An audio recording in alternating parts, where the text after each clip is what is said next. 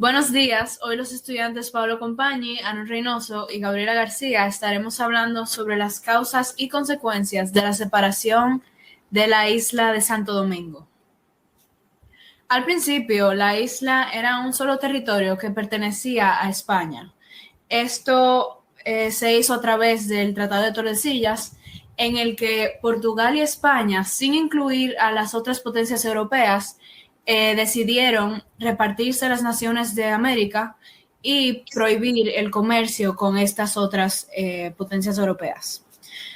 En ese momento, esos países estaban muy descontentos con esa decisión y en un momento tan imperialista como este, que las tierras y los recursos y el poder y el dinero eran muy importantes para las naciones, ellos querían buscar un beneficio y buscaron la manera de tomar provecho a través de los corsarios. Estos robaban la mercancía y cogían los recursos de los barcos que iban de camino a Europa. Viendo el problema creciente, los españoles decidieron reforzar la defensa de la colonia, pero a pesar de los intentos, el contrabando había ayudado mucho a la población de Santo Domingo y querían seguir haciéndolo y no lograron pararlo. Debido a esto, decidieron tomar una medida mucho más radical, que son las...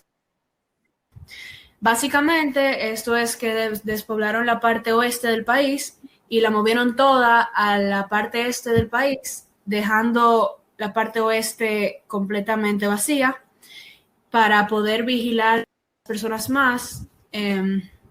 Y sí. No obstante, esto tuvo el efecto contrario, que fue, en vez de disminuir el contrabando, se aumentó debido a que las potencias europeas se ocuparon en la parte oeste de la isla y, luego de esta ocupación, los franceses decidieron ocupar la isla Tortuga y establecerse en esa parte de la isla, y por muchos años los españoles y franceses estuvieron peleando por esa parte, hasta que en 1668 se formó la colonia de Saint-Domingue. Pero los españoles no pararon de desear la isla completa, ya que la colonia de Saint-Domingue le traía muchos beneficios a los franceses y mucha prosperidad. Como resultado, está la firma de varios tratados que reconocían la ocupación francesa en la isla. El primero es el Tratado de Nimega en 1679, que puso fin a la guerra de Francia contra España. Segundo, el Tratado de Ryswick en 1697, que reconoció la presencia francesa en la parte occidental de la isla. Y por último, el Tratado de Aranjuez en 1777, que reconoció la colonia francesa y española en la isla y fijó los límites entre ambas colonias. Ahora va a hablar Aaron. Bueno, con relación a los tratados que se acaban de mencionar, también tenemos que hablar de cómo se llegó a ellos. Muchos filibusteros, piratas y bucaneros en el oeste de la isla, y con el tiempo se fue creando una población en esos lados. Esas personas negociaban con los enemigos de España, quien se encontraba debilitado por los ataques piratas y las guerras por el continente americano. Francia, quien ya había comprado la isla, puso bajo protección a estos habitantes, y como resultado, España reconoció la presencia francesa en la isla y ese lugar fue renombrado como Saint-Domingue. Empezaron varios acuerdos cuyo propósito era poner fin a la guerra y reconocer la nueva división de la isla.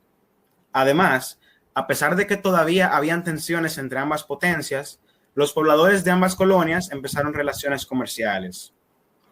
Estas tensiones eventualmente llevaron a más tratados, pero en este caso fueron para especificar los límites de las colonias en la isla. Por un lado estaba el Tratado de San Miguel, que básicamente servía para ubicar la línea fronteriza entre ambas tierras y poner los hitos entre las colonias. Estos hitos iban desde el río Masacre, que estaba en el norte, y el río Pedernales, que estaba en el sur. Después estaba el Tratado de Aranjuez, que era para aprobar estas delimitaciones, o sea, para aprobar el tratado que acabo de mencionar. En Saint-Domingue le estaba yendo muy bien a la economía, puesto que los tiempos de paz les permitieron establecer plantaciones basadas en el uso intensivo de la tierra y la mano de obra esclava. A causa de esto, Saint-Domingue llegó a ser la colonia más rica del mundo. Sin embargo, a Santo Domingo no le fue igual, ya que sus habitantes estaban emigrando a otras colonias y debido a esto, el lugar permaneció en atraso. La crisis llevó a los habitantes a recurrir al contrabando con los ingleses y como estaban intercambiando productos hechos por los esclavos de Saint-Domingue, mejoró mucho el comercio y la economía de Santo Domingo se fue fortaleciendo. Pablo va a continuar desde aquí. Gracias, Aaron. Como Aaron estaba indicando y llegando al enfoque de las colonias Saint-Domingue, cuando comenzó la Declaración de Derechos del Hombre y Ciudadano, junto con los ideales de libertad e igualdad, gracias a la revolución de Napoleón y el coup d'État en Francia, los mulatos estaban en contra a los grandes y pequeños blancos, aquellos que tenían muchos más derechos, pensaban los mulatos que ellos también merecían estos derechos. Por un cierto periodo de tiempo había tensiones entre ambos grupos y esto se había pacificado gracias a la intervención francesa que le dio los derechos a los mulatos. Claramente, poco después, los negros, descontentos de esto, se rebelaron a armas y debido a que los mulatos y los blancos estaban en contra de darle los derechos a los esclavos porque era su mayor fuente de ingresos y también de mano de obra, no querían que ganaran estos privilegios. Por desgracia, debido a las prolongaciones de estos conflictos y las emigraciones de las personas, además del empeoramiento de la colonia debido a estos conflictos, Francia mandó a 2 comisionados para entregar los derechos del hombre ciudadano a los negros, otra vez pacificando la colonia. Hubo una breve oposición, pero gracias a los mulatos, que en ese momento decidieron apoyar a los negros, lograron quedarse con sus derechos, hasta que pelearon contra Francia bajo los españoles. Así que a pesar de la ayuda francesa, hubo un conflicto entre ellos y bajo los españoles decidieron erradicarlos. Cuando Toussaint Louverture tomó liderazgo, peleó contra España, a pesar de haber peleado previamente bajo ellos, y como resultado llegó el Tratado de Basilea, que reconoció la derrota de España a Francia. Esto dio varios cambios positivos a la colonia, pero un par de años después, en 1804, Dessalines reorganizó la isla y daría la independencia haitiana, lo cual daría la colonia de Francia y de España. Gracias por acompañarnos esta noche. A todos nuestros televidentes en casa, síganos en nuestras redes sociales y nos veremos en la próxima. Hasta luego.